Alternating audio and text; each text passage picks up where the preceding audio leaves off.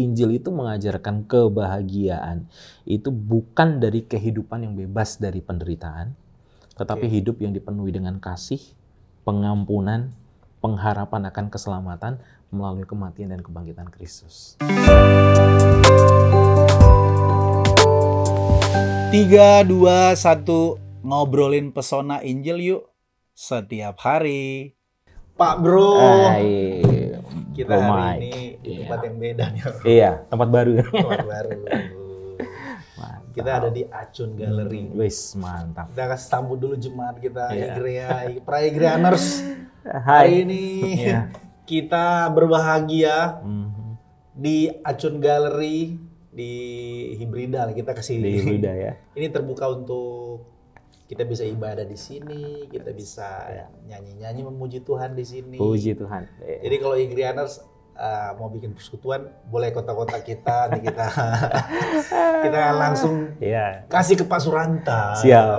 Jadi ini hambanya anak Tuhan yang cinta Tuhan, memfasilitasi kita untuk mengadakan ngopi. Iya. Jadi masih ingat nggak ngopi itu kepanjangan apa? Ngobrolin pesona Injil. Masa lupa? Nggak mungkin lah lupa. Ngobrolin pesona. Kita ngobrolin pesona Injil. Hari ini kita ngobrolin pesona Injil dari tempat Pak Suranta sekali lagi. Acun Gallery. Acun Gallery. Jadi ada nggak yang bisa di highlight tahun ini? Iya. Tahun ini kita banyak belajar tentang Injil. Dan bukan hanya mempelajarinya ya, juga menghidupinya. Amin. Dan ya kita masih terus bergumul juga untuk bagaimana bisa menghidupi Injil itu dalam segala hal. Setuju. Dalam segala hal yang kita jumpai dan kita lakukan. Itu dan bagaimana juga kita bisa membagikan yang kita hidupi itu juga kepada yang lain, kepada orang lain. Tim Keller bilang semua masalah hidup kita itu karena kegagalan kita menerapkan Injil. Menerapkan Injil. Betul. Semua masalah hidup kita itu ya karena kita gagal dalam menerapkan Injil. Iya, betul. Dirimu setuju lah ya? Setuju banget, iya kan. Setuju banget dan itulah memang pergumulan kita. Lagi berjuang. Iya. Tadi ngomongin liburan. Aku mau bawa ke hal-hal yang sifatnya lebih filosofis lah. Aduh. Ini berat ini kalau orang kan biasanya kalau mau liburan, healing dan biasanya melakukan aktivitas-aktivitas yang menyenangkan hatinya. Sebenarnya kan tujuannya bukan liburan itu sendiri sebenarnya. Iya. Tapi sesuatu yang imaterial lah istilahnya. Iya, sesuatu yang tidak kelihatan. Ya, yang nggak kelihatan sebenarnya. Tapi ya dirasa, bisa didamba gitu kan ya. Kan sebenarnya yang dia lihat keindahan gitu. Misalnya dia lihat pantai, dia lihat gunung. Kan bukan itu sebenarnya yang dia yang tujuan utamanya kan. Iya. Kalau menurut aku tuh kalau kita terus lebih jauh, sebenarnya tujuan utama itu supaya dia happy. Supaya dia bahagia. Supaya dia bahagia kan. Supaya dia iya. Jadi misalnya orang nih kerja gitu, dapat uang yang banyak, punya jabatan, punya prestasi dan lain sebagainya. Sebenarnya yang dia cari itu kan bukan yang material itu. Iya. Tapi jauh lebih dalam dari itu. Lebih dalam dari itu. Sesuatu yang ada di rasa senang, rasa bahagia, rasa cukup dan lain sebagainya. Jadi sebenarnya sesuatu yang sifatnya imaterial. Iya, nggak kelihatan. Tetapi itu yang menggerakkan kita sebetulnya kan untuk melakukan banyak hal, termasuk juga liburan, termasuk juga bekerja. Kita tergerak untuk mengejar itu. Mengejar ya tadi mengejar happiness gitu ya, mengejar kebahagiaan, tetapi ya lewat hal-hal yang kita lakukan, bahkan yang kita lakukan sehari-hari sekalipun. Kita makan aja deh, kita makan cari makanan enak kan, tujuannya kan supaya hati kita wah nyaman, bahagia juga kan, untuk hal-hal kecil saja. Gitu dan ya kalau kita pikir hidup kita ini jangan-jangan juga itu juga kali ya. Iya makanya. Apakah hidup manusia itu hanya sesimpel mencari bahagia? Itu kan jadi pertanyaan filosofis kan? Iya. Betul. Apakah hidup ini hanya untuk supaya kita dapat happy gitu? untuk dapat rasa kebahagiaan itu sendiri. Malah justru saya balik bertanya nih sama Bro kan. Wah. Jangan-jangan kan Bro suka filsafat kan. Iya, suka mempertanyakan apa yang menjadi dasar filosofisnya pastinya kan. Jangan-jangan kita ini memang ada, terus kemudian memang mendambakan yang namanya kebahagiaan itu. Kalau menurut pandangan Bro Mike sendiri, dari secara filosofis apakah memang demikian? Kita ini memang mencari bahagia. Iya. Kalau filsafat kuno lah ya, ada namanya si Aristoteles lah. Aristoteles. Oh iya. Yang awal-awal ya. Iya. Yang dikenal sebagai filsuf ya. Dia eudomania. Jadi itu hidup ini ya manusia itu mengada untuk sesuatu yang sifatnya itu tadi imaterial, itu kebahagiaan. Mengada untuk sesuatu yang bersifat imaterial. Sesuatu yang sifatnya imaterial. Makanya kan jadi imaterial itu tidak berbentuk ya? Iya. Makanya dia kan mengembangkan dari Platonis. Kalau Platonis kan bahwa manusia itu yang sesungguhnya itu adalah idea. Sesuatu yang sifatnya spiritual. Abstrak juga berarti. Tidak berwujud juga berarti kan? Iya. Itu yang filsafat kuno lah ya. Gitu.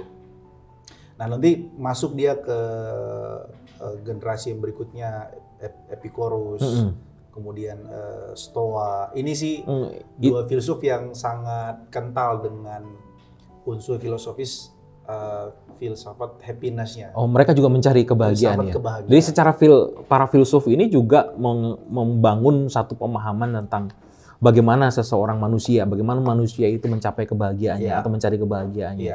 Oh, beda itu antara Epicurus ya, Epicurus dan kita ambil yang sederhananya yang Epicurus lah, Epicurus sama Stoa. Sama Stoa itu yang kelihatan banget ya, gitu ya, yang notabene sampai detik ini bahkan bisa dibilang orang-orang urban itu menganut dua filosofi ini. Orang-orang urban itu berarti orang-orang modern sekarang ini kan ya kita ini gitu juga ya. Nih ya kayak hidup kata hedon. Kemudian kata YOLO, you only live once. FOMO, itu kan stoicism semua. Oh, oke. Gini deh, sebelum aku lebih dalam, mungkin aku lebih ke Pak Bro dulu terkait dengan nanti kita akan kaitkan ini dengan Injil. Iya. Semua kan harus ada koneksinya dengan Injil. Tapi kita coba lihat sudut pandang ini supaya kita bisa lebih jauh melihat lensanya itu. Ternyata jangan sampai kita bergereja, kita menganut faham percaya Yesus, tapi filosofi kita itu filosofi dunia yang beda-beda tipis gitu. Iya, betul. Dari Pak Bro dulu deh. Nanti aku bisa menebalkan. Apa yang Pak Bro pahami tentang kita udah bicara tentang soal kebahagiaan kan. Apa yang Pak Bro pahami tentang Epikurian? Karena fun fact-nya adalah gini. Fun fact-nya adalah Stoa dan Epikurian atau Epicurus itu tercatat di Alkitab. Iya, betul. Tercatat dalam Alkitab, setuju. Kisah Rasul 17. Bagaimana Paulus datang ke Athena, berkhotbah di itu kan? Berkhotbah di pasar dan dia bersoal jawab dengan para pemikir, para filsuf. Dan di situ ada orang Epikurian. Epicurus sama Stoa. Iya, betul. Jadi menarik, Alkitab pun mengutip dua mazhab ini atau dua. Itu memang dua masa besar ya. Ini dua masa besar. Bahkan pemikiran-pemikiran mereka itu sampai detik ini masih tetap diadopsi. Meskipun kita tidak mengatakan ini nih dari Epikurian ya, ini Stoa ya, tetapi prinsip itu ada dalam diri kita. Kita coba untuk mendeteksi lebih jauh, kita identifikasi, lalu kemudian kita hubungkan seberapa mengagumkannya Injil kita dibandingkan mereka ini. Iya. Jadi ini Epikurian lah dulu. Epikurian ya, ini dalam catatan saya ya.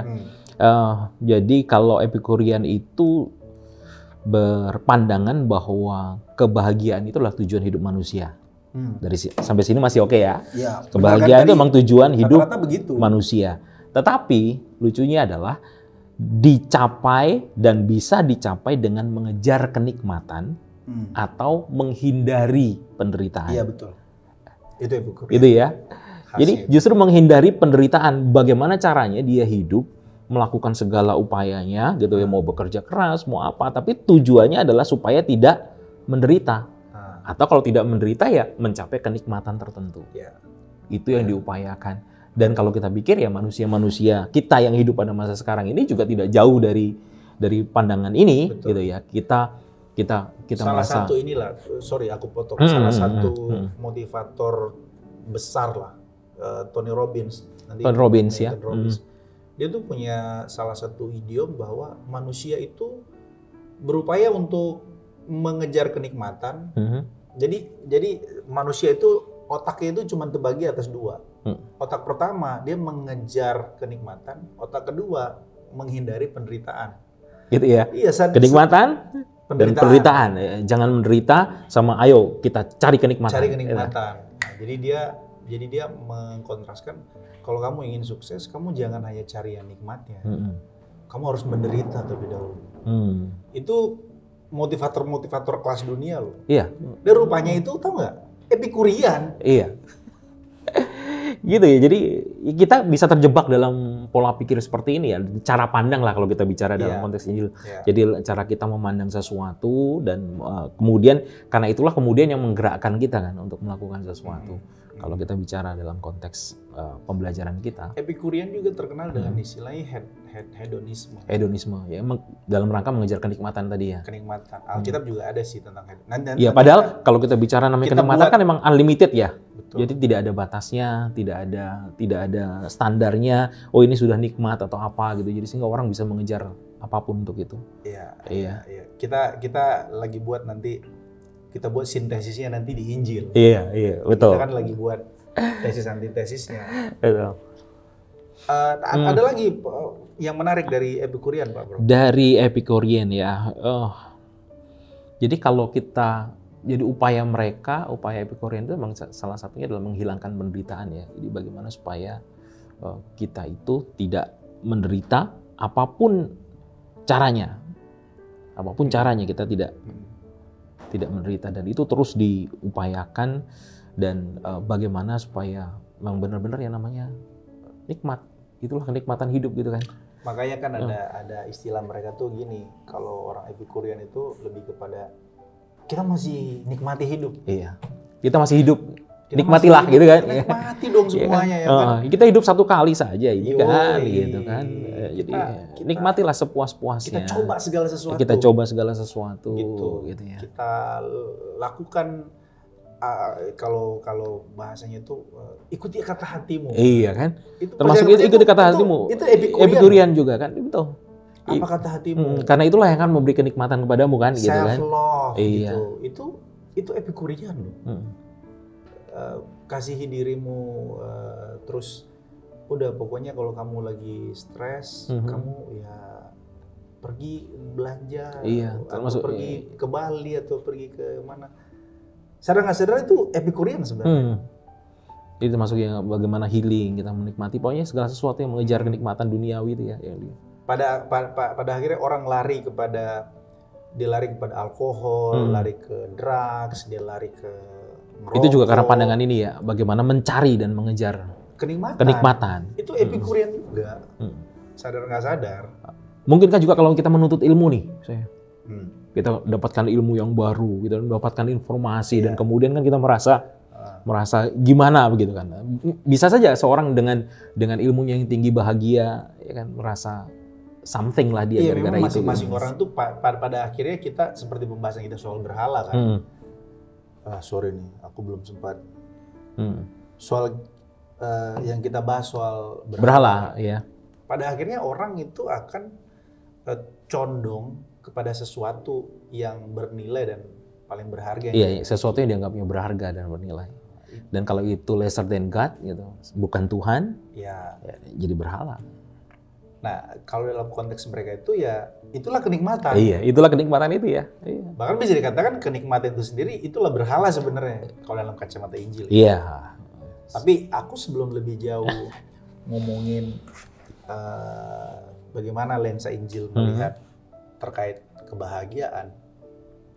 Di chapter sebelumnya, aku sama Pak Gem waktu itu sudah sempat bahas soal kurang apa sih manusia itu kok bisa mereka keluar dari Taman Eden, maksudnya dari yang God center, terus mereka jadi self center. Kurang bahagia apa coba di Taman Eden itu? Itu ada pembahasan. Iya, nanti, kurang bahagia kan. Nanti saudara bisa lihat ada dasar-dasar teologisnya. Iya. Betul. Aku mau lebih lanjut, tadi kan Epikurean udah nih. Satu lagi ya tadi. Stoa. Stoa ini sebagai sinopsis sederhananya gini. Stoa ini tuh merambah di seluruh, khususnya Gen Z ya. Gen Z atau generasi milenial juga masuk. Iya, banyak yang mengikuti pandangan Stoa ini ya. Banyak Stoicism. Itu bahkan sampai ada beberapa anak-anak youth di gereja waktu kami lagi komsel. Dia ngomong gini, "Bang, aku sekarang tuh lagi belajar Stoicism loh, Bang." Wah, aku bilang di gereja masuk juga nih Stoicism. Iya. Stoicism itu gitu ya. Stoicism itu banyak sekali impact-nya gitu, Pak.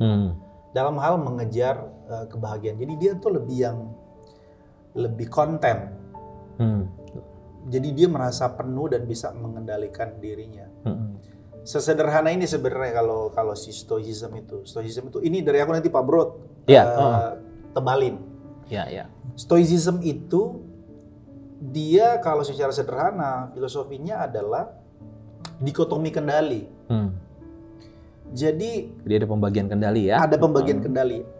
Ada yang internal, ada yang eksternal. Jadi Stoicism itu menganjurkan kita untuk segala sesuatu yang nggak bisa kamu kendalikan, itu tidak usah dikendalikan. Tidak usah dipikirkan. Abaikan. Iya. Sebab itulah yang membuat kau itu jadi stres. Apa itu yang nggak bisa kau kendalikan? Alam, bencana, omongan orang, pikiran orang tentang dirimu, perlakuan orang tentang tindakan orang, itu nggak bisa kamu kendalikan. Iya. Itu nggak usah kamu pikirin. Itu abaikan saja semua itu. Yang harus kamu kendalikan, adalah respon yang ada dalam dirimu. Iya, respons. Bicaramu, apa pikiranmu, responmu tentang orang itu ngomongin tentang kamu, atau bertindak tentang kamu, itu yang harus kamu kendalikan. Iya. Dan inilah yang membuat kamu bisa bahagia. Benar, karena kebahagiaan kalau menurut Stoa ini tidak bergantung dari keadaan eksternal atau dari keadaan luar. Setuju. Bukan tergantung dari pencapaian pribadi. Memang berbeda dengan Epikuros tadi ya. Pencapaian pribadi itulah sumber kebahagiaan. Kalau buat Stoa, kebahagiaan itu justru pengendalian diri, penerimaan terhadap segala sesuatu yang terjadi di luar sana. Bahkan dia bisa menyatu dengan alam. Betul sekali. Jadi dan itulah kebahagiaan. Itulah kebahagiaan versi Stoa. Iya. Sehingga orang-orang yang Stoa kalau yang sekarang ini ya dia lebih bisa menerima kenyataan hidup gitu ya, dengan tenang gitu ya. Dengan apapun dia bisa terima dengan lapang dada lah ibaratnya gitu kan. Betul. Gitu. Dan rata-rata orang Stoa ini banyak loh fakta di mana orang yang tadinya depresi, orang yang tadinya stres berat, ketika ikut pemikiran pemahaman Stoa ini, jadi pulih. Iya. Ada ritualnya juga ya pastinya. Ritualnya hanya sesederhana ini. Mereka tuh ada istilah star. Oke. Star. Star itu kepanjangan akronim dari ya. Akronim. Jadi mereka ini punya semacam prinsip di dalam kepala mereka dalam meresponi segala sesuatu. Mereka harus gunakan STAR. Yang pertama itu S-nya itu adalah stop. Jadi ketika ngalapin masalah, apapun itu masalahnya, mau itu keluarga, keuangan, pekerjaan dan lain sebagainya, dia akan menggunakan rumusan stop terlebih dahulu. Dia akan berhenti terlebih dahulu. Dia akan menenangkan diri. Dia tidak reaktif. Orang-orang Stoa itu. Iya. Dia akan tenang. Jadi coba kendalikan dirinya. Itu bagian dari stop. Memeditasi dirinya. Stop. Lalu T-nya itu adalah star kan. T-nya itu thinking. Jadi stop to think ya.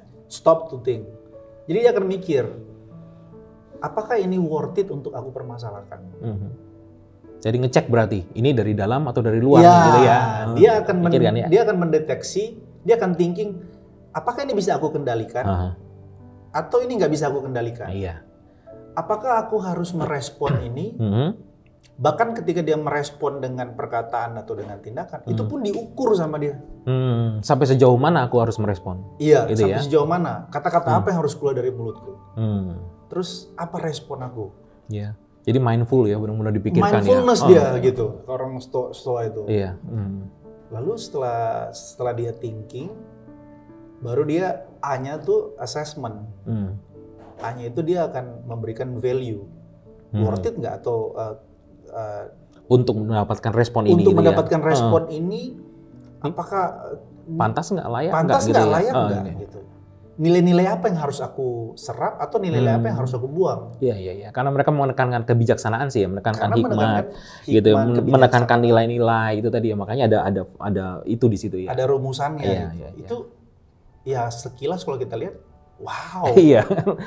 Mereka nggak butuh yang didoakan tumpang tangan sampai nangis-nangis nyembah-nyembah. Ini cuman balik lagi ke mindfulness diri sendiri sebenarnya. Orang Stoa tuh. Iya. Nah tadi udah A-nya R-nya reason. Reason.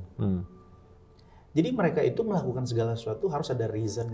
Find reason ya. Bukan how to-nya atau bukan what-nya. Jadi menemukan alasan dulu. Alasannya mengapa mereka melakukan itu. Kalau si Simon Sinek itu kan buat golden circle, golden circle. Manusia itu kebanyakan selalu mulai dari how to-nya. Nah, Gen Z itu begitu tuh sekarang. Iya, betul. Maunya bagaimana. Cepatnya gitu kan. Makanya khotbah pendeta itu kebanyakan 5 cara menuju sukses. Tips gitu kan, tipsnya apa. Manusia tuh suka yang begitu tuh. Epikurean juga tuh sebenarnya. Iya. Jarang dia punya dasar filosofis yang sifatnya why terlebih dahulu. Nah kalau orang Stoa itu selalu cari why-nya dulu. Reason-nya dulu. Ini yang membuat mereka tuh jadi konten. Ya. Jadi happy dalam hidupnya. Jadi emang tidak terhanyut ya dengan penderitaan, dengan kesulitan tadi ya. Mereka mempertimbangkan segala sesuatu dengan baik sekali kan gitu. Termasuk juga pasti dengan kegagalan kan. Kegagalan pun mereka akan lakukan tadi ya. Star-nya tadi seperti apa gitu ya. Gagal pun bagi mereka ini sesuatu hal yang ya kalau dalam bahasa kita mendatangkan kebaikan. Iya. Betul. Sesuatu apa yang membuat aku jadi lebih baik nih. Iya. Dari kejadian ini. Kan kalau kita lihat ya, mungkin ini kali yang membuat banyak anak-anak muda dan juga banyak orang-orang yang sampai pada akhirnya malas ke gereja. Iya. Legalisme semua tuh di gereja. Sementara kita bisa kok memulihkan diri kita sendiri. Benar, gitu ya. Tanpa Tuhan. Jadi mas sepakat nggak dengan pandangan ini? Jadi kalau kita pikirkan, kalau kita ini ya kayak dua musuh Injil aja sebenarnya kan. Yang Epikurian lebih ke arah legalis karena dia menggunakan ini. Kalau bahagia ini loh stepnya, ikut ini loh. Sementara yang satu lagi ini, ya mereka memikirkan bagaimana caranya. Bagi tadi aku nggak perlu siapa-siapa karena di dalam diriku itulah ada something yang bisa melakukan ini dan itu. Dari kebahagiaan itu tergantung dari diriku. Gitu. Bagaimana aku mengelola diriku gitu. Tapi kalau kita lihat dua musuh Injil itu kan sama basicnya. Mereka sama-sama self-centered kan, berpusat pada diri sendiri. Gitu kan. Mencapai keselamatan dengan kekuatan sendiri. Yang satu dengan bagaimana caranya mencapai sesuatu, yang satu bagaimana di dalam diriku itu dengan kekuatanku aku bisa mengelola segala sesuatu. Jadi sama-sama pusatnya adalah dirinya sendirilah, Allah yang menentukan cara untuk mencapai sesuatu atau menentukan cara untuk mengelola sesuatu. Gitu kalau kita bicara tentang kebahagiaan. Dapat poinnya. Iya, dapat poinnya ya. Dia lebih kepada self-centered semuanya. Self-centered ya. Untuk Epikurian. Jadi self-centered memusatkan pada diri sendiri. Ada fun fact yang menarik juga, yang menurut aku ini sebagai tambahan lah. Sebelum nanti aku mau tanya ke Pak Bro soal sudut pandang atau kacamata ini. Iya. Tahukah Pak Bro, Socrates itu? Socrates. Kita mundur sedikit. Socrates itu dia punya rumusan kebahagiaan adalah gini. Arete, yes. Kebaikan. Jadi kebahagiaan itu bisa dicapai dengan arete, dengan melakukan kebaikan. Dengan melakukan kebaikan-kebaikan ya. Jadi kebahagiaan itu muncul ketika kita nolong orang. Ketika kita, nah kalau Socrates dia lebih bisa dibilang tanda kutip bukan self center dia. Dia kalau nolong orang atau bisa nolong orang sama bantu orang sama. Iya. Melakukan kebaikan-kebaikan lah. Pokoknya gitu melakukan kebaikan-kebaikan. Kebaikan virtu gitu. Virtu. Kebaikan-kebaikan. Di situlah baru kita menemukan kebajikan. Iya, melakukan kebajikan. Oke, itu semacam fun fact dari Socrates lah untuk nambahin wawasan kekayaan aja. Iya. Kita lihat, aku mau lihat dari Injil. Iya, kita bicara tentang Injil. Nah, kalau kita bicara Injil, kebahagiaan sejati menurut Injil itu adalah hubungan yang dipulihkan dengan Allah. Itu adalah kebahagiaan sejati, dan dipulihkannya hubungan manusia dengan Allah melalui Yesus Kristus. Artinya gini, kebahagiaan. Sorry, aku potong sedikit. Kebahagiaan itu adalah, ini versi Injil ya. Kebahagiaan itu adalah dipulihkannya hubungan manusia dengan Allah. Iya. Oke. Kalau aku buat antitesisnya begini, kalau kita nggak dipulihkan dengan Allah, kita nggak bahagia. Kita nggak bahagia. Apapun yang kita kerjakan, apapun yang kita lakukan, apapun yang kita upayakan. Even pun kita menggunakan kebajikan tadi sekalipun, gitu. Ataupun menggunakan tadi upaya mengejar kenikmatan. Pada satu titik kita akan merasa kosong, merasa hampa, merasa gagal. Bisakah kita menyimpulkan bahwa orang-orang yang merasa bahagia ini sebetulnya hidup di dalam ilusi sebenarnya? Berhalusinasi jangan-jangan, atau berdelusi jangan-jangan, gitu. Ya. Hidup dengan khayalannya gitu, seolah-olah dia pikir bisa bahagia dengan ini dan itu, dengan mencapai kenikmatan seolah-olah bisa bahagia. Tapi pada satu titik, sampai seberapa banyak kenikmatan itu diupayakan, atau sampai seberapa banyak kita mau mindful dengan segala macam yang ada di dunia, bahkan kita cenderungnya jadi seorang yang bisa skeptis dengan dunia ini kan. Dunia ini kan begitu jahatnya gitu kan. Makanya aku nggak pedulilah dengan apa yang terjadi, yang penting dalam diriku gitu. Itu nggak bisa aku kendalikan. Yang penting yang bisa aku kendalikan saja kan. Kita nggak akan berbuat apa-apa gitu untuk dunia ini. Gitu. Apalagi kalau kita berpegang akan mandat kita ya kan, memperindah dunia gitu kan. Kita dipanggil untuk memperindah dunia. Visi kita. Iya kan? Sekali lagi kita kasih tahu ke Igrianers supaya mereka nggak lupa. Jangan lupa kan gitu kan. Kegagalan gereja yang saya dulu kegagalan ketika kita tidak mengkomunikasikan visi kita. Iya kan? Visi kita Igrianers menjadi keluarga Allah yang berpusat pada Injil yang memperindah dunia. Jadi nggak mungkin kita bisa memperindah dunia kalau kita nggak. Ya kalau self-centered segala sesuatu buat diri kita. Tapi kalau kita hubungan kita dengan Tuhan mengalami pemulihan dengan Tuhan gitu ya, kan kita jadi ingat akan apa yang menjadi hukum emas kita kan gitu. Golden rules kita, mengasihi Allah dan mengasihi sesama kan gitu. Jadi selalu vertikal dan horizontal kita jalankan. Bisa aku hipotesiskan kesimpulan awal nih. Kebahagiaan versi Injil itu adalah ketika relasi kita dengan Tuhan itu dipulihkan. Iya. Atau dengan kata lain, jadi Injil itu mengajarkan kebahagiaan itu bukan dari kehidupan yang bebas dari penderitaan, tetapi hidup yang dipenuhi dengan kasih, pengampunan, pengharapan akan keselamatan melalui kematian dan kebangkitan Kristus. Bro, itulah. Jangan lupa bro, ini harus dibikin quote-nya. Di highlight ya. Highlight bro. Ya. Jadi Injil itu ternyata mengajarkan kepada kita bahwa kebahagiaan itu tidak tergantung pada keadaan duniawi atau pencapaian pribadi, tetapi hubungan yang dipulihkan dengan Allah melalui Yesus Kristus. Wow. Kan Tuhan Yesus sendiri juga mengajar begitu kan? Aku harus bilang, wow. Kebahagiaan itu bukan dari apa? Bukan dari kekayaan, bukan dari kenikmatan, bukan dari popularitas, tenar gitu. Tidak mendatangkan kebahagiaan, tetapi justru melalui apa? Kerendahan hati, rela menderita untuk kebenaran, hidup dalam kasih. Itu yang Tuhan Yesus ajarkan. Itu kebahagiaan. Ada idiom Itu tadi self love, terus kemudian kasihi dirimu, kamu harus jadi versi terbaik dari dirimu. Ini sebenarnya bukan Injil ya? Bukan Injil. Padahal Injil minta kamu harus jadi versi terbaiknya Tuhan. Versi terbaik Tuhan. Kamu harus dan versi terbaik dirimu, kamu harus mematikan dirimu. Betul, kan? Versi terbaik Tuhan adalah menjadi serupa dengan Kristus. Nice. Itu versi terbaiknya Tuhan. Gitu, dan itu tidak bisa kita lakukan sendiri. Itulah hubungannya dipulihkan dengan Tuhan. Apalagi yang lebih membahagiakan dari itu ketika saya menjadi serupa dengan Kristus. Kira-kira apa yang lebih membahagiakan dari itu? Tapi aku mau, ini udah dikit lagi Pak Bro, dikit lagi. Dirimu jangan sampai gitu ya? jangan sampai bosan. Dikit lagi aku mau tanya gini. Tadi kan kita mulai dengan soal ternyata kebahagiaan itu sifatnya imaterial. Sesuatu yang sifatnya abstrak.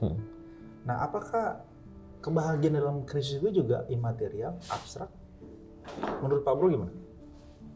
Kalau menurut saya bisa abstrak tapi juga ada wujudnya. Ya, oke. Gitu ya. Menarik abstrak nih. Dalam arti kan kalau kita bicara tentang identitas kita di dalam Kristus. Iman dan pertobatan. Iman kita gitu ya. Iman kita kan membentuk identitas kita kan di dalam Kristus. Itu yang karena hubungan kita dipulihkan, maka yang berubah adalah identitas. Ya. Kita adalah anak-anak Allah. Kita sudah diadopsi, kita ditebus, dikuduskan. Ya. Gitu kan. Kalau kita bicara ini semua kan imaterial, tidak berwujud. Iya lagi, kalau kata anak-anak Gen Z sekarang, iya lagi. Iya lagi kan? Gitu, tidak berwujud. Tetapi ini menjadi nyata ketika dirimu dan diriku menghidupinya. Day by day gitu. Nice. Menghidupi identitas kita itu. Nice. Karena itulah yang kemudian menggerakkan kita kan, untuk melakukan sesuatu. Oh, you do something. Anda bekerja keras. Kalau Anda murid, kalau kita murid, kita belajar dengan rajin, kita belajar giat. Kalau kita suami, kita menjalankan peran suami kita dengan baik. Ya. Tapi yang mendorong kita adalah apa? Identitas kita kan. Bukan supaya kita terlihat baik, bukan supaya kita dapatkan kebahagiaan. Justru karena kita sudah mendapatkan kebahagiaan dalam Kristus yang tidak bergantung dari keadaan tadi, apapun keadaannya, kita bisa melakukan yang terbaik, apapun peran kita. Kita nggak up down mau gitu. Apapun situasi dan kondisi kita ya. We do our best. Walaupun kata Marlin Mundro katanya lebih enak nangis di mobil Mercy dibanding di pinggir jalan ya. Lebih bahagia. Betul. Tapi kalaupun kita ada di mobil BMW di angkot karena kecukupan Kristus, karena kebahagiaan gitu tuh nggak jadi masalah. Nggak jadi masalah kan. Tidak jadi masalah. Ya. Sesimpel gini aja berarti. Ini sebagai penutup. Atau Pak Bro masih ada tambahan? Enggak. Yes. Sebagai penutup lah di obrolan kita ini. Tadi Pak Bro bilang bahwa kebahagiaan kita itu, kalau aku sangkut pautin dengan Epicurian dan Stoa ya, dimulai dari reason. Dari reason, ya.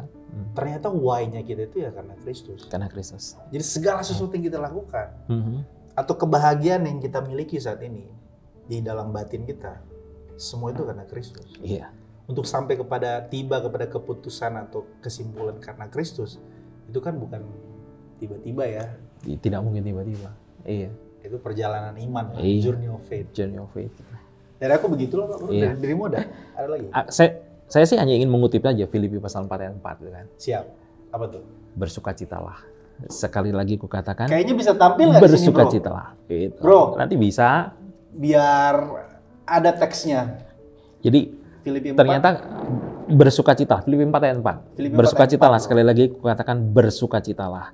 Ya, yang mau mengatakan bahwa kebahagiaan kita itu sebenarnya tidaklah bersifat sementara, tidaklah dangkal, tetapi berakar kuat pada anugerah Allah melalui Yesus Kristus.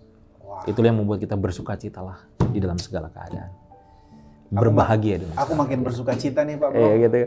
Sama lah, kita bersukacita juga. Bukan cuma sekedar karena ketemu dirimu dan kita bisa ngobrol. Nice, ya. Tapi karena hari ini kita ada di Acun Galeri. Iya, sekali lagi kita ada di Acun Gallery di sini. Iya.